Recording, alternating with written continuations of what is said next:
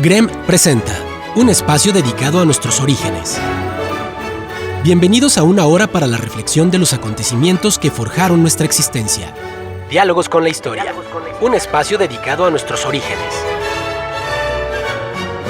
Encuentros con nuestro pasado. Diálogos con la historia.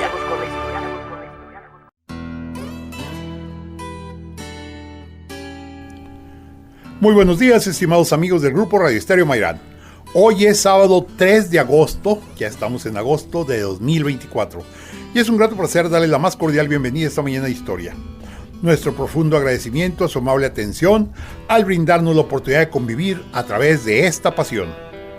Las relaciones diplomáticas, económicas, políticas y hasta sociales entre los mandatarios de Estados Unidos y de México han abarcado acciones de compromisos y acuerdos entre las primeras damas contemporáneas de México y Estados Unidos del siglo XX. Ese es nuestro tema de hoy. Y recuerden, distinguidas damas y caballeros amantes de la historia, que para nosotros escuchar sus opiniones nos enaltece, eleva nuestra calidad humana. Por ello les invitamos a que nos brinden su visión del tema y nos honren con ella. Los anfitriones de este diálogo, amantes de la historia y quienes gozamos de la experiencia excepcional de compartirla: Ignacio Alfonso Salcido Dávila, licenciado en Derecho y maestro en Derechos Humanos, dedicado al libre ejercicio de la abogacía. Doctor, muy buenos días. Carlos, muy buenos días y muy buenos días al auditorio por acompañarnos. Hoy es 3 de agosto y hoy hace 82 años, el 3 de agosto de 1942, en un contexto de guerra, como en el que lamentablemente está entrando el mundo, entra en vigor en México la ley del servicio militar obligatorio. Esto es muy pertinente porque muchos países europeos, después de la Guerra Fría, habían derogado su servicio militar obligatorio y actualmente lo están volviendo a poner en vigor. Carlos Humberto Huerta Ochoa, licenciado y maestro en Derecho, catedrático universitario y abogado consultor con acentuación en amparo. Muy buenos días, doctor Luis Alberto, mi amigo Ignacio Salcido, Radio Escuchas, bienvenidos. Ya que Nacho habla de efemérides, quiero tratar una efeméride muy personal. Hace 24 años partió de este mundo mi queridísima tía María Isabel Ochoa Calderón, maestra, normalista y especialista en audición y lenguaje y educación especial. Isabel, a la distancia te recordamos y todos los primos, sobrinos tuyos te seguimos llorando. Gracias. Yo soy Luis Alberto Vázquez Álvarez. Como música de fondo vamos a escuchar música de mediados del siglo XX, que es más o menos por donde nos vamos a ubicar en este diálogo. Y recordemos que la semana pasada platicamos de las esposas, primeras damas, de los presidentes de México desde el Imperio hasta posterior a la Revolución, y nos quedamos con por ver a la esposa de Lázaro Cárdenas, y entonces pues le pido a Carlos que nos ayude con ello. Gracias, doctor. Pues así como una bremisa introducción a hablar de doña Amalia Alejandra Solórzano Bravo, originaria de un lugar de muchas danzas, Tacámbaro, Michoacán, nacida el 10 de julio de 1911. Fue de hecho después de doña Carmelita Romero Rubio, la primera dama más joven de 23 años cuando toma posesión el general Cárdenas. Ella venía de una familia, si no muy acomodada, de cierta élite, dedicados también a la agricultura y demás, de una familia de mucho raigambre allá en Michoacán, y sobre todo que era una de 8 hijos. Entonces conoce al general Cárdenas cuando él era ya gobernador constitucional, ya había sido interino, porque en aquel tiempo la Constitución federal y la estatal deja un mecanismo que los congresos federales, a sugerencia del Ejecutivo, nombraran gobernadores interinos de los estados. Después se cambió el esquema. Entonces es cuando se conocen allí en una fiesta así del lugar. Entonces, y ya después se casan por el civil. Mucha gente lo asocia, bueno, pues fueron los papás de alguien que también ya tiene su gran historia, como el ingeniero Cuauhtémoc Cárdenas, pero pocos saben que antes de Cuauhtémoc hubo una hermana de nombre Palmira, la cual muy pequeñita, pues no se logró, pues falleció, pero de ahí en más, esa fue la situación. Carlos, y muy interesante, perdón, el hecho de que solamente se casaron por el civil, por el contexto histórico también, pues México no tenía mucho de haber salido de la Guerra Cristera, me imagino se querían marcar desde el poder la diferenciación absoluta entre el clero y el Estado. Y qué mejor, ¿no? Que los hombres de Estado definieran exclusivamente haciendo el enlace mediante lo que realmente los vincula, que Pues es sí, mediante Nacho, el matrimonio civil. Me contaba mi abuelo Guillermo Huerta, en paz descanse, nacido en 1917, que él hizo su primera comunión a los 12 años en la casa de una tía abuela. y el padre iba de trajecito. Pues yo te presumo que mi esposa le hizo como a los 30 cuando nos íbamos a casa. Vamos a dejar en paz a la doctora Salcido para no entrar en polémicas. Bueno, así las cosas. Entonces acá doña Amalia, pues sí se hizo, tuvieron su noviazgo así más o menos, con el general Cárdenas, alguien que le llevaba promedio unos 16 años de edad, pero realmente no es mucho. Ya cuando son arriba de 25 se le dice sugar daddy en tiempos modernos, ¿verdad? Pero no, era una edad más o menos promedio normal, se puede decir. Pero ya empezó a aumentar, ¿no? La diferencia, o sea, me refiero incluso a la edad de boda de las mujeres, porque durante el siglo XIX y antes las mujeres se casaban de 13, de 14, sí, y ya aquí al menos no sé, de 18 para arriba. Ajá. Hay un término romano que vi que les recomiendo que lean esta novela de Roma soy yo, de Santiago Posteguillo. Uh-huh. Hay un término romano, es que aquí lo traigo a la mano, que decía la edad ahora sí núbil de la mujer para poder procrear y era apta para casar, que así como se casó esta Cornelia con Julio César a los 3 años, con él de 17, chamacos los dos. Pero bueno, volviendo al tema de México, acá doña Amalia pues es una persona instruida, ama de casa, que se dedicó a cuidar a su hijo Cuauhtémoc, y por ahí cuenta un trascendido leyenda política que ella le sugirió a don Lázaro: oye Lázaro, no me gusta vivir en la ostentación, porque quiero decirles que ella vestía normal, no trae ni pleyes, ni pieles, ni joyas. Ay, perdón, creo que por ahí descalabré una gaviota por ahí, ¿verdad? O varias, ¿no? O una que otra señora romano. Bueno, y que le sugiero, es mucha ostentación vivir en Chapultepec. Mira, mejor vamos a... En el castillo. El castillo de Chapultepec. Vamos a mejor... Además, lo que simbolizaba el castillo de Chapultepec, pues que era el maximato de alguna manera. Entonces, le dice, mira, hay un terrenito, hay un lote que se llama San Pedro de los Pinos. Y ahí es donde se hizo la famosa residencia oficial de los Pinos, que después hoy museo. Hoy museo también, precisamente por el simbolismo que fue del autoritarismo del Partido Único. Entonces, eso sí, no usaba pieles, pero le gustaban mucho los sombreros. Al principio del sexenio de don Lázaro, casi no tuvo más que una actividad muy discreta, pues era al pequeño Cuauhtémoc de sus primeros 2 tremendos años. Y ya después, en los últimos años, fue más activa. ¿En qué aspecto? Cuando se viene la expropiación petrolera, ella se junta a un comité de damas para recaudar fondos para las indemnizaciones con motivo de esa expropiación. Se mete mucho más, ya está en vigor, como tenemos un programa, Nacho, tú que eres laboralista, sobre la ley del trabajo, apoyar los primeros sindicatos y sobre todo sindicatos de mujeres. O sea, vamos a decir que una activista mexicana adelantada a su tiempo, una persona, se lo digo con debido respeto, que nada más a lo mucho tiene la instrucción de primario, quién sabe si lo alcanzaría, no sé, eran contextos históricos. Una cosa es la formación académica y otra la educación, Carlos. Así es, claro. La formación es en casa, la educación lo hacemos los docentes, aunque a veces tenemos que andar capoteando una que otra situación. Pues yo puedo presumir, aquí mi foro y radioescuchas, que hace 30 y tantos años, cuando se vino el movimiento de la corriente democrática, yo siendo un chico de casi 18, conocí... Cuando ven en campaña Cuauhtémoc Cárdenas. ¿Cuándo lo del reparto agrario? No. Ay, Ignacio. Cuando fue lo del 88.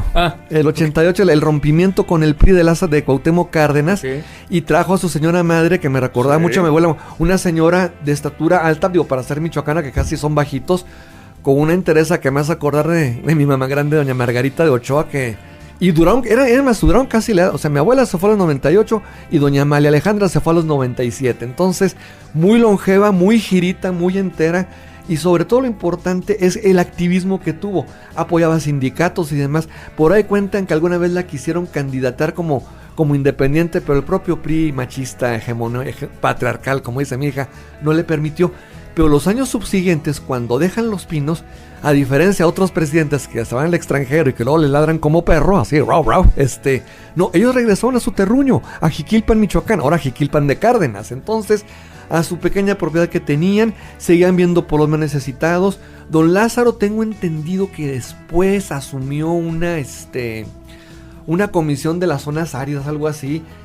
Y claro que lo acompañaba a su esposa, pero también le tuvieron que poner un freno porque precisamente en el 59, cuando empieza la concretación de la revolución cubana, pues él iba a apoyar a otro general, el general Castro, y le dijo, no señor general, estate quieto por favor. Y ahí es donde venía la famosa ley no escrita de que los presidentes deben permanecer o en el exilio o en silencio, ya no más actividad, pero don Lázaro así siguió.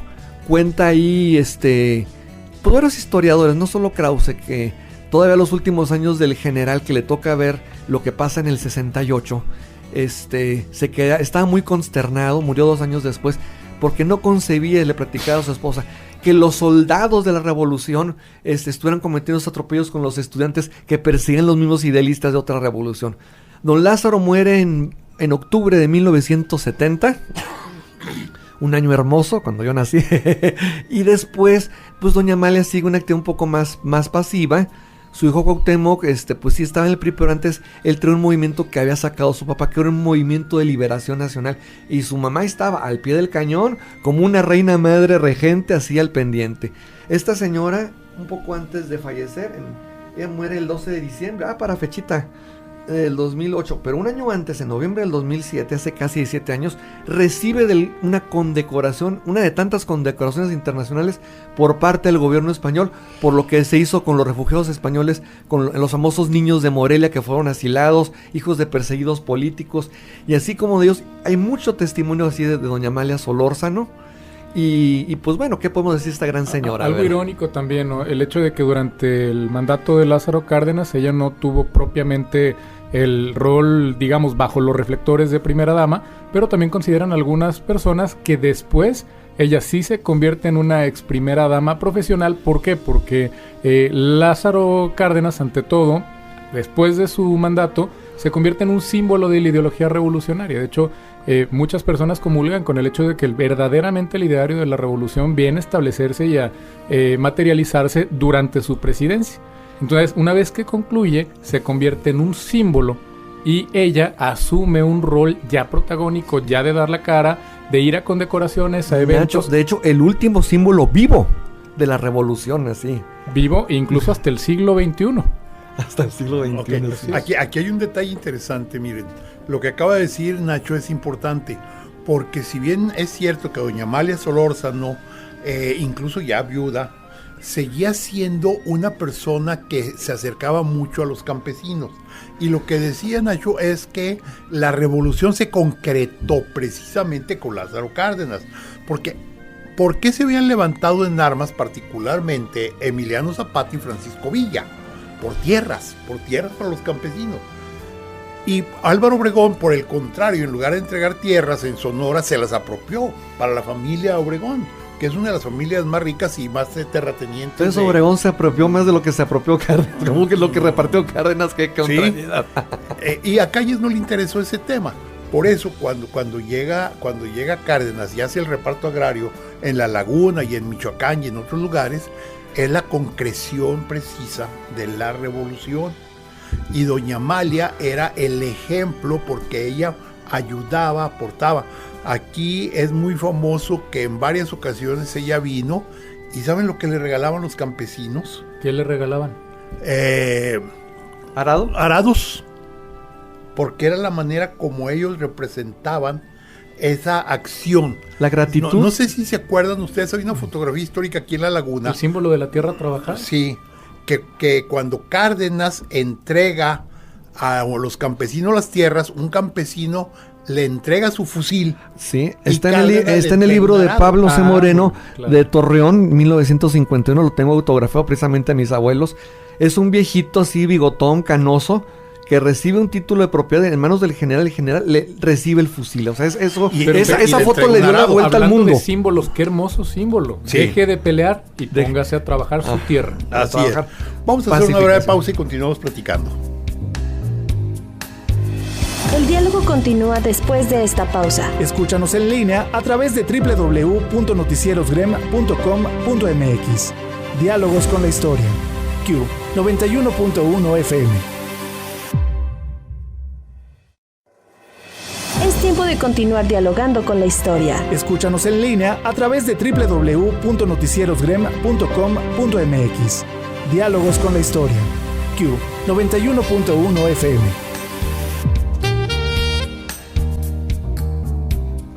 Regresamos a Diálogos con la Historia, nuestro tema de hoy, las primeras damas contemporáneas de México y Estados Unidos en el siglo XX. Y bueno, están con nosotros Carlos Humberto Huerta Ochoa e Ignacio Alfonso Salcido Dávila, que son codialogantes de este programa. Nos decías acerca del tema, Carlos, que hay una relación directa con el presidente de Estados Unidos. Aquí hay un detalle muy interesante. Franklin Delano Roosevelt entra a la presidencia de Estados Unidos en 1933. Encuentra un país devastado terriblemente por la cuestión económica. Los efectos de la recesión. Hacía 4 así años es. atrás había sido la famosa crisis del 29, la ruptura de Wall Street, la pérdida de la bolsa de valores y demás. Un año o meses después entra Lázaro Cárdenas. Pero las esposas de ambos son personajes que están en la historia mundial. Se colocaron solas en su propia historia. Doña Amelia, pues ya lo platicamos hace instantes. Y Eleanor, yo digo que batalló un poquito más porque contra viento y marea sacó sus estudios universitarios. Se oponían muchos, comenzando por sus padres. Los dos eran parientes lejanos, o sea, era Roosevelt y Roosevelt la familia, o sea, porque creo que el papá de ella era primo quinto grado del papá de Franklin, Delano. Ambos eran sobrinos precisamente de Theodore Roosevelt. Y qué contradicción, Franklin, demócrata, y Theodore, republicano, y fue testigo en la boda de los dos a principios del siglo XX, ¿verdad? En 1903, 1905.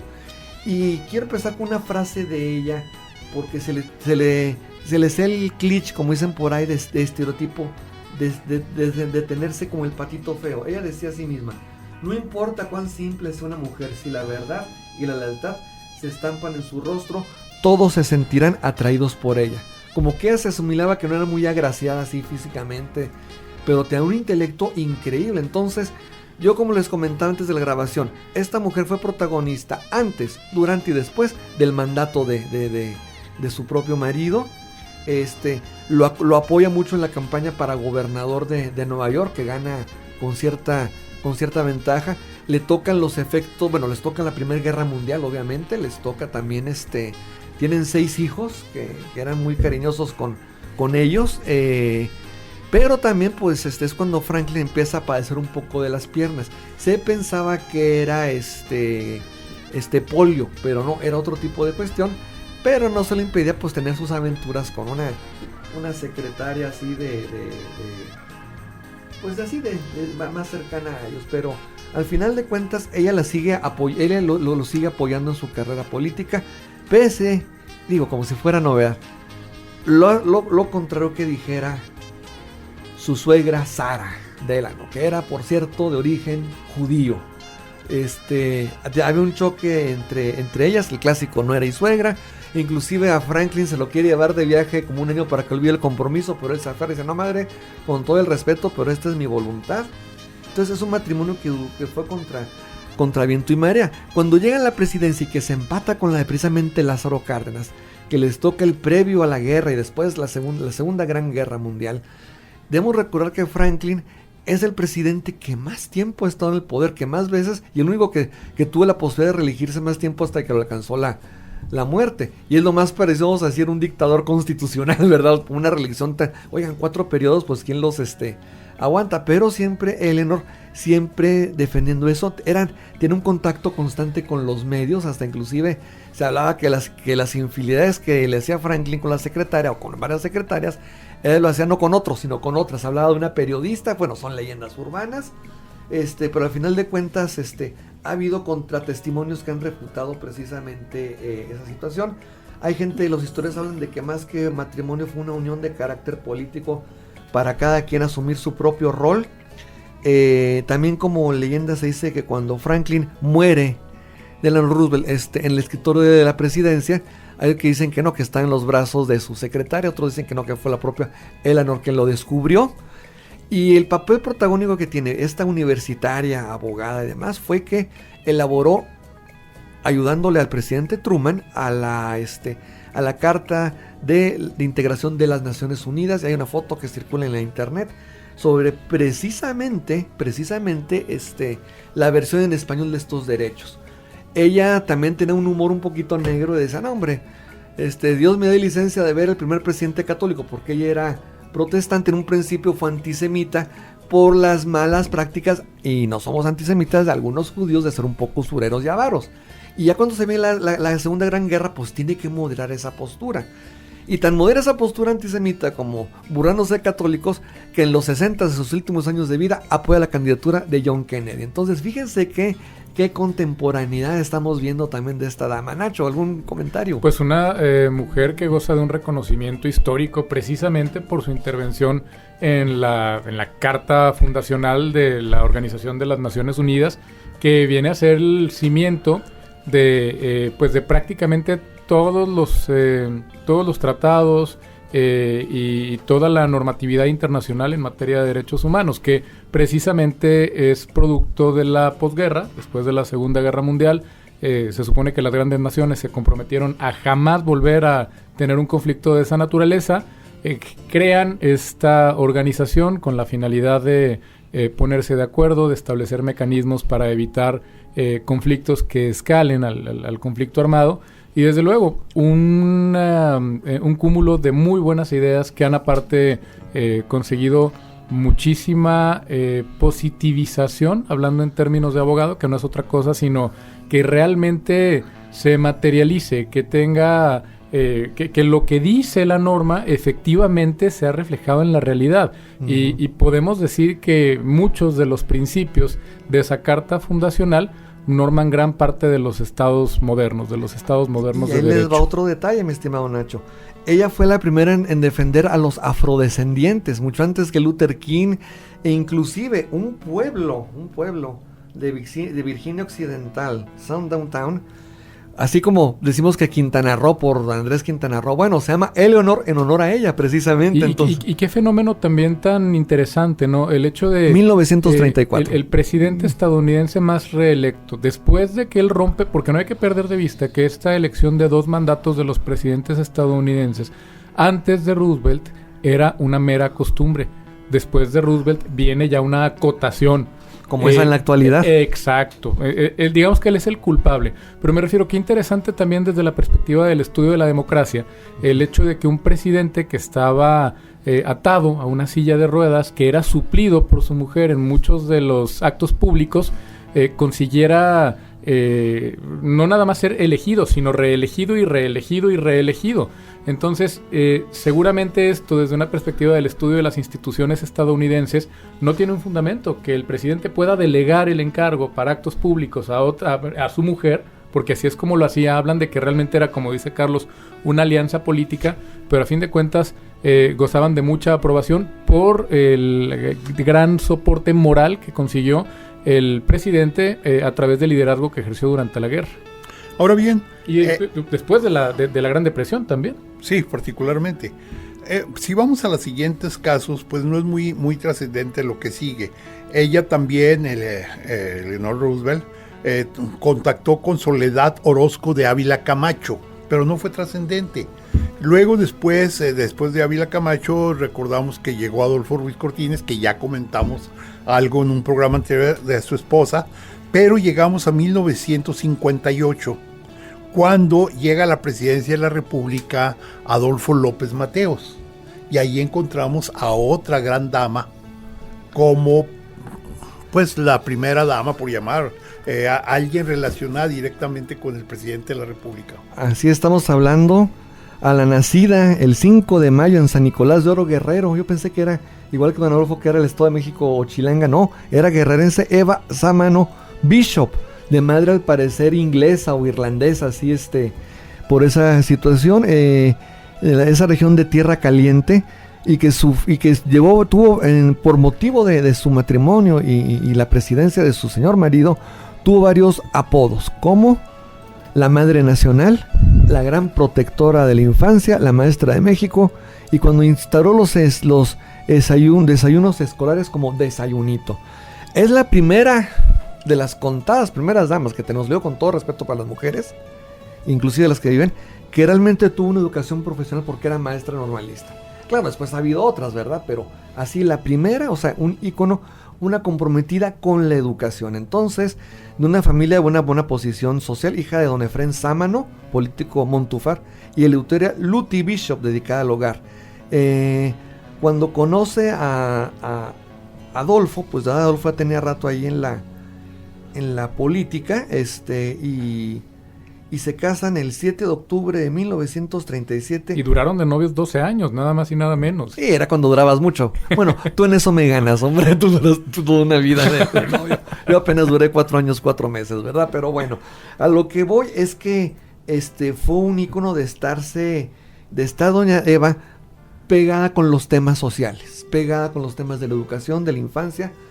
Por su labor que hizo en favor de la educación en la infancia, fue doctorado honoris causa por la Universidad Femenina de Filipinas, que no es poca cosa, y por la de Florida.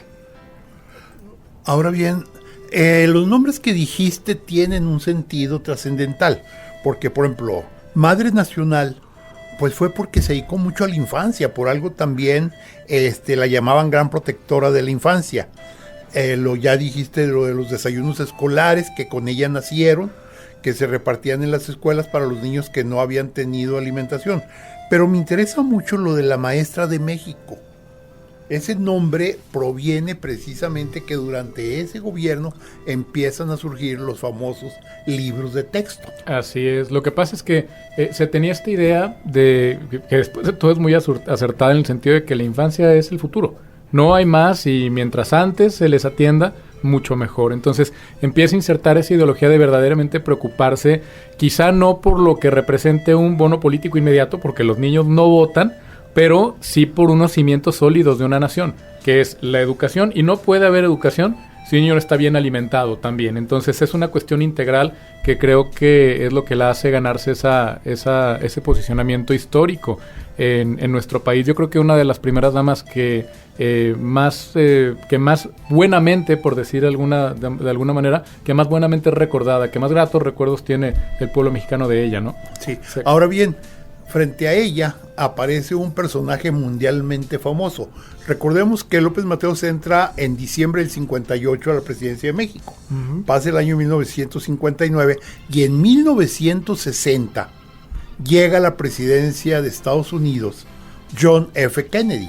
El primer presidente católico y el primer nacido en el siglo XX, con una dama también del mismo corte. Pero quiero decir algo antes de entrar con Jackie Kennedy. Sí se conocieron las dos, porque es gracias a la administración López Mateos y Kennedy cuando ponen al fin un litigio de varias décadas, que fue el asunto del chamizal, que fue aquella vertiente del río que se comió un cachito de Chihuahua y total, tiene la actual estructura que tiene actualmente.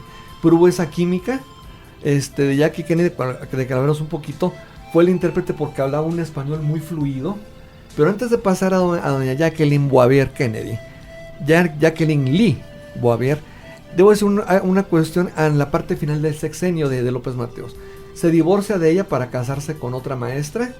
Ella pues obviamente le duele en el alma, y encima de eso, aún así, en su lecho de muerte, porque tuvo varios infartos cerebrales López Mateos a fines de los 60, más o menos de los 60, fines del 68, pues va y lo asiste, no permite que la número 2, por así decirlo, haga acto de presencia ni sus hijos.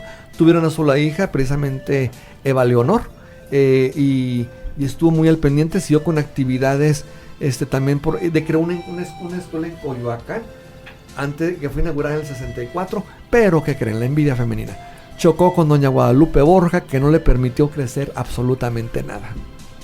Pues sí, y bueno, nomás dejamos ahí en el contexto que fue contemporánea de Jackie Kennedy.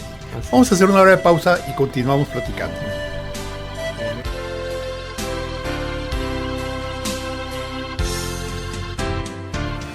El diálogo continúa después de esta pausa. Escúchanos en línea a través de www.noticierosgrem.com.mx. Diálogos con la historia. Q 91.1 FM. Es tiempo de continuar dialogando con la historia. Escúchanos en línea a través de www.noticierosgrem.com.mx. Diálogos con la historia. Q 91.1 FM.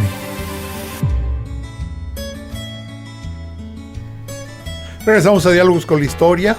Hoy nuestro tema, las primeras damas contemporáneas de México y Estados Unidos. Y bueno, con nosotros ya estamos aquí los dialogantes, Ignacio Alfonso Salcido Dávila y Carlos Humberto Huerta Ochoa. Carlos, precisamente querías tratar algo más de Jackie Kennedy. Bueno, vamos a empezar con esta contemporánea de doña Eva Sámano. Realmente su periodo como primera dama fue muy breve. Todo lo demás pues ya fue la famosa señora Onassis y todos los escándalos más sociales que políticos, pero vamos a decir que es una persona que nació en 1929 en Southampton, no Inglaterra, un condado ahí de Nueva York, y fue la primera dama de Estados Unidos, bueno, la primera dama más joven del siglo XX y solo la tercera. Imagínense, pues con 31 años de edad, así muy jovencita, cerca de las otras. Su padre, John Bernard Bouvier, de ascendencia pues canadiense, franco-canadiense, era agente de bolsa y en Wall Street, y su mamá una socialité, Janet Lee Bouvier. Entonces ella se instruyó mucho en la Universidad de Literatura Francesa en George Washington. Entonces tiene de hecho un bachelor precisamente en cultura y lengua francesa. Entonces pero se dedicó más al periodismo, a la fotografía. Tenía todo el tipo de modelaje. Vamos a decir que es un antecedente de la Barbie. Ay, espero que no se enoje la señora Huerta por estos halagos, ¿verdad? Pero así fue. Y se conocen precisamente cuando John Kennedy era congresista y estaba en su campaña para senador. Entonces en ese inter es electo senador, establece un noviazgo y al año siguiente precisamente se casan los dos católicos, y precisamente ella también llegó a hacer estudios en la Universidad de Grenoble, así como en la Sorbona de París. Una persona súper cultísima y extremadamente preparada. Así fue en la iglesia de St. Mary en Rhode Island. ¿Y a dónde creen que se fueron de luna de miel? Pues a Acapulco, México. Entonces, una persona, le digo, que también dominaba mucho el idioma español. Y pues bueno, ella tuvo también la tragedia de los 4 hijos que tuvo. 2 de ellos fallecieron, uno de muerte prematura, otros nacieron muertos, ya sea antes y otro durante la presidencia de su esposo. Nada más sobrevivían Carolyn y John, que después falleció en un accidente de avión. Ahorita nada más queda Carolyn Kennedy con vida. Entonces, pero les digo, una persona con una visión llega a la Casa Blanca y es la primera dama que hace una actualización, una remodelación del mobiliario, porque es una labor de investigación, porque qué casualidad, hasta aparecen presidentes mexicanos. Muchos muebles históricos de la Casa Blanca no encontraban su rumbo. ¿Dónde habían quedado los presidente que llegaba, presidente que los saqueaba? Así, imagínense el escritorio de Washington, el de Lincoln, el de Jefferson, ¿dónde quedarían? Y sobre todo, como una quería crear un ambiente familiar, recámaras donde estuvieran sus hijos más a gusto. Entonces, pues todos sabemos lo que ocurrió aquel fatídico noviembre de 1963 con el asesinato de John Kennedy. Ella la acompaña en un carro descapotado precisamente por la avenida Elm, si no me equivoco, ahí en Dallas, Texas. Ella piensa que es un petardo, unas motos, y después cuando ve lo que hacemos, que lo que pasó con JFK, ella pide que no le lleven ropa de luto, sino quiere que el pueblo de los Estados Unidos la vea tal cual, con su vestido y velo ensangrentado con la sangre de su esposo. Ahí corre un poco la leyenda de que Lyndon Johnson, que viene ya en el avión por el cadáver por el féretro de John Kennedy, que lo acompaña ahí en la toma protesta, de hecho, en el avión, con Jackie a un lado, una toma de protesta bastante inusual, como que les corriera mucha prisa, y Jackie, a fin de evitar, pues no sé, sospechas o algo así, pues en medio de su dolor, pues decide hacerlo. Ya lo que conocemos de ella, pues que fue después esposa de Onassis, se alejó de la política, y más aún de que a raíz de la muerte de su cuñado Robert Francis Kennedy, que después de la muerte de Jack le dice: no te preocupes, Jackie, en lugar de John, yo soy el jefe de la familia y te voy a proteger. Y vámonos, en el 68 lo matan en plena segunda vuelta de elecciones internas, Nacho. Carlos, muy interesante también el personaje porque refleja los momentos históricos, ¿no? Mientras Eleanor Roosevelt pudimos ver que era un símbolo del triunfo moral por parte parte moral por parte de las naciones vencedoras, porque era parte fundamental en estas naciones que estaban forjando el mundo de la posguerra. Ella representa desde un cierto punto de vista el modelo del triunfo económico, de la apariencia perfecta, que no tiene tanto que ver con una cuestión de ideología, sino de imagen pública, porque como bien lo comentabas tú, ella era más fotógrafa, más dada a los medios de comunicación. A la socialité, vamos a llamarlo Fue así. la primera dama de los Estados Unidos que tuvo su propio secretario de prensa. Así es, para era experta en el manejo de los medios, y en la época de los medios masivos de comunicación, saber manejar a los medios es saber manejar el poder. Entonces es algo sumamente interesante. Supo proyectar esa imagen. Creo que lo que tú comentaste sobre el relato de cómo rehúsa cambiar su ropa tras el magnicidio en el que pierde la vida John Kennedy es otra evidencia más de lo bien que manejaba los medios de comunicación. ¿Por qué? Porque las palabras que ponen en su boca es: dejen que vean lo que han hecho. ¿Quién Esa o fue la quiénes? frase, Y también esto tiene mucho de fondo. Ah, claro. ¿Qué estaba pensando? ¿Qué mensaje estaba enviando? Exacto. ¿Y a quién? Entonces, muy interesante. A la mafia del poder gringa. Son maneras de ejercer el poder. Yo comulgo mucho más con la manera que implica transmitir valores, que transmitir imágenes un poquito huecas, que es lo que ya se viene perfilando en ese momento histórico, y que afortunadamente parece que está cambiando actualmente otra vez. Oye, La Nacho, historia es hasta hay ciclo. una broma de un viaje que hicieron a Francia, un viaje obviamente oficial diplomático, que Jackie se roba la escena en Francia, en el viaje ahí con De Gaulle y demás, y le preguntan a Kennedy: no, pues yo soy ahora sí el que vengo de acompañante de esta señora, ¿verdad? Así, porque le robó literalmente la escena. Y vaya que él también era un gran manejador de los medios de comunicación. Es decir, aquí tenemos una pareja que sabían perfectamente lo que estaban haciendo en cuestión de Una imagen pareja pública. atrayente, Nacho. Así es. Así es. Bueno, después de ellos queda en México Guadalupe Borja Osorno, la esposa de Gustavo Díaz, Gustavo Díaz Ordaz, si estoy en lo correcto. Y frente a ella Claudia Alta Lady Bird Taylor Johnson, la esposa de Lyndon B. Johnson. Ahora, pero no nos detenemos ahí. Vamos a lo siguiente, que es María Esther Zuno Arce. María Esther Zuno Arce, una gran dama que los medios, con todo el respeto que merecen, la lincharon mucho porque en actos oficiales usaba trajes autóctonos, hasta decían que parecía como mesera ahí de la Casa de los Azulejos y demás, hacía una broma de Samo así, pero una persona que vivía su mexicanidad, nacida en Guadalajara, Jalisco en 1924, hace casi 100 años, hija de don José Guadalupe Zuno Hernández, exgobernador de Jalisco, y hizo una persona pues con una mediana instrucción, bien atendiendo las circunstancias de la época. Y resulta, como dije, como se conocen muchas parejas, se conoció en una fiesta de unos amigos en común. ¿Y qué amiguitos? Eran Diego Rivera y Frida Kahlo. Fíjense qué cosas de la historia. Ahí conoce a Luis Echeverría Álvarez. Y también provenía de una familia bastante numerosa. Entonces se casa con Luis Echeverría en 1945. Todavía Luis no terminaba la carrera de licenciatura en Derecho, pero ya estaba haciendo sus pininos en la política, ya se prospecta. Y cuando llega a la presidencia en 1970, le toca a ella lidiar, a Echeverría con dos cosas: el lastre del 68 y a ella la no aceptación de Guadalupe Borja. Guadalupe Borja ya se había bronqueado con Eva Sámano, como que quería truncarle así el paso, y todavía un poco también con doña Esther. Entonces ella fue la que empezó a asumirse: no quiero que me digan primera dama. Y así se le conoció, como la compañera, porque era una acompañante en todo momento.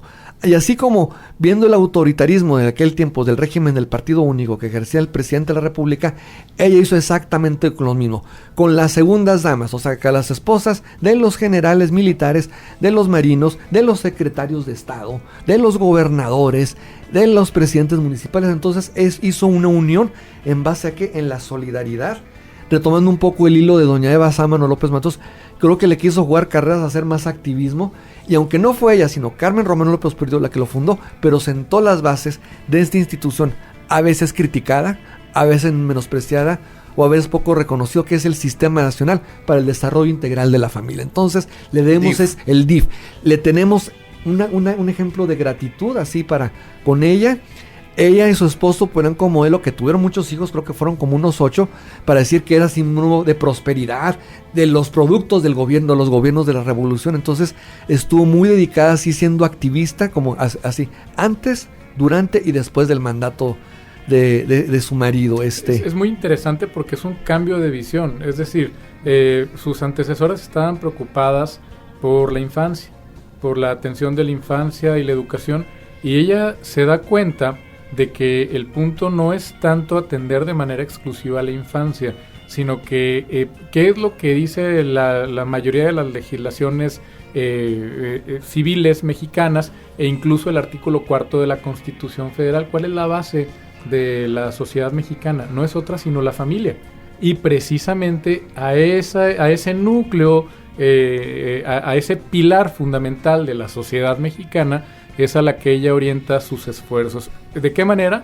A través de este golpe de timón en el que la mujer no es nada más una persona que necesita ayuda, como se había venido manejando en gobiernos anteriores, sino una persona que va a participar de manera activa en todas las actividades necesarias para sacar adelante a la familia. Y como bien comenta Carlos, crea esta red de servicio social voluntario en el que invita a las esposas de gobernadores, de los miembros del gabinete, de los funcionarios de alto rango y de los funcionarios también de los altos mandos del ejército. Pero lo irónico es que se llama Red de Servicio Social Voluntario, pero de voluntario no tenía nada. No, les hacía manita de puerco, pero tenía esa capacidad de convención, una oratoria increíble también. O de convencimiento, o también aplicaba la máxima que el poder dicen que el poder es para ejercerse, y dice, tienes para ejercerse, y aunque no se dota de un poder institucional o legal a la primera dama, y aunque ella decía que no era primera dama, lo cierto es que asumió su rol como pocas, y aparte ejerció el poder fáctico que está implícito en ese cargo. Así es, Nacho. Lamentablemente pues muere a fines de los 90s, así, con una complicación de diabetes, pero siempre por ese activismo social. Y de alguna manera, aunque fue por pocos años, de la siguiente y última dama que vamos a hablar de Estados Unidos, me refiero nada más nada menos que Elizabeth Ann Bloomer, nombre soltera, mejor conocida como Betty Ford. Una mujer nacida también, miren, y se parece un poco a Carlota Amalia. Es la única mujer de 4 hijos, los otros hermanos con las mismas, nacida precisamente en Chicago, Illinois, de familia más o menos así, vamos a decir, tipo clase media. Se graduó en enseñanza media superior en Michigan, y después empezó a trabajar como modelo infantil de pasarela, foxtrot, o sea, le hizo un poco a la farándula, pero siempre viendo por los más necesitados, siempre viendo por algo así. Tiene un primer matrimonio antes precisamente de Gerald Ford, de Jerry, como le decía ella, con William C. Warren en 1942, nada más duran 5 años. Era un él era un vendedor de muebles y ha trabajado como almacenista, pero pasa el tiempo, se divorcia, y al poco tiempo conoce a un abogado y veterano de la Segunda Guerra Mundial que era Gerald R. Ford. Estaba en campaña para ser el miembro de la Cámara de Representantes, lo apoya en su campaña.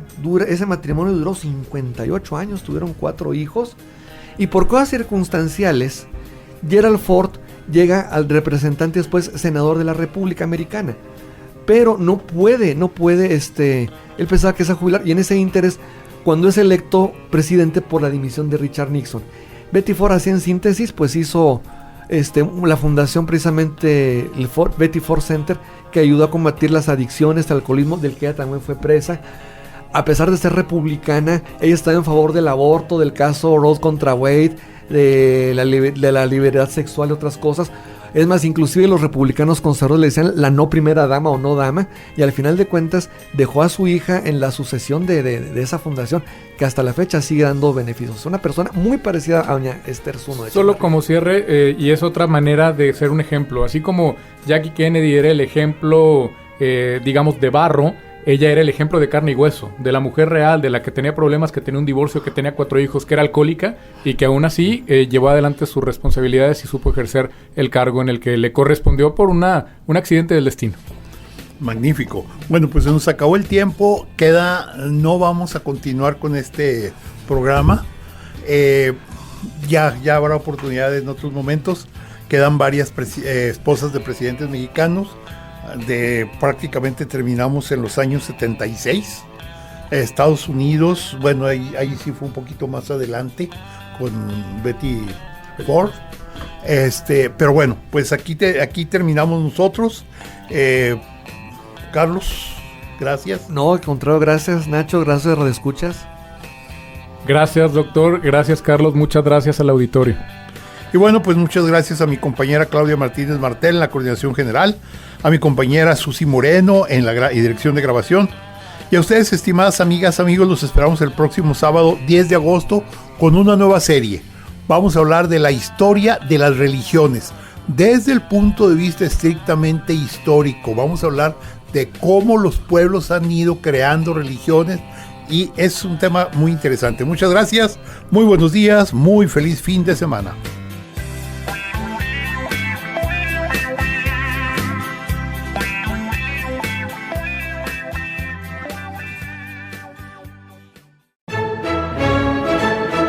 GREN presentó Diálogos con la Historia. La charla concluye por esta semana, pero nuestra raíz es extensa, por lo que te invitamos a debatir el tema en nuestra próxima emisión. Encuentros con nuestro pasado. Diálogos con la Historia.